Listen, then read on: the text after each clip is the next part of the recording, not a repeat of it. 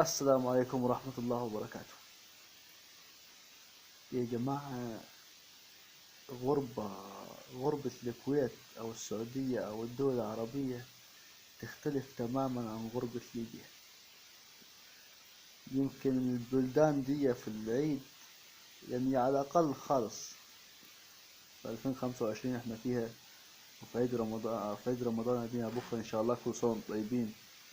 عيد رمضان ممكن على الأقل تلاقي مثلا محلات فاتحة، تلاقي مثلا مول فاتح، تلاقي مثلا قهوة فاتحة. لكن هنا في ليبيا مفيش أي حاجة من الكلام ده خالص، كله مسكر، كله قافل. رمضان 2024 نفس النظام زي كده، كانش فيه أي حاجة فاتحة، وأكيد السنة دي نفس النظام. كل الناس برا بتجيب حاجتها النهاردة على كده عشان خاطر بكرة، يعني مفيش أي حاجة. يا دوب تروح تصلي الجمعة، تصلي قصدي صلاة العيد، كل سنة وانتم طيب، وانتوا طيبين وانتوا بالصحة والسعادة. وإن شاء الله يا عمي، لعله خير. لعله خير. كل سنة وانتم طيبين وبالصحة والسعادة، وإن شاء الله فلسطين تكون لست جريحة كما الآن، ولا اليمن ولا العراق ولا أي دولة عربية فيها يصابها مكروه إن شاء الله، وتكون على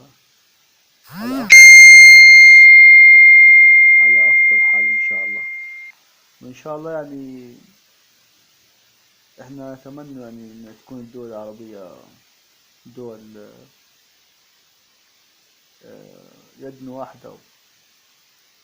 ده شيء يسعدنا جميعا. ونحب نقول لكم شيء مهم جدا بالنسبة لي شخصيا، يعني أنا والله العظيم شايف إن ولا عيد ولا فرحة ولا بلح، فيش مش زي زمان يعني. متذكر أيام طفولتي،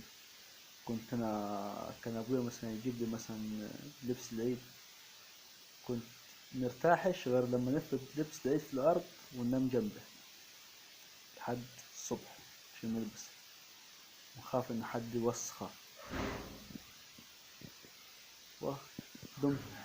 ودمتم بخير إن شاء الله.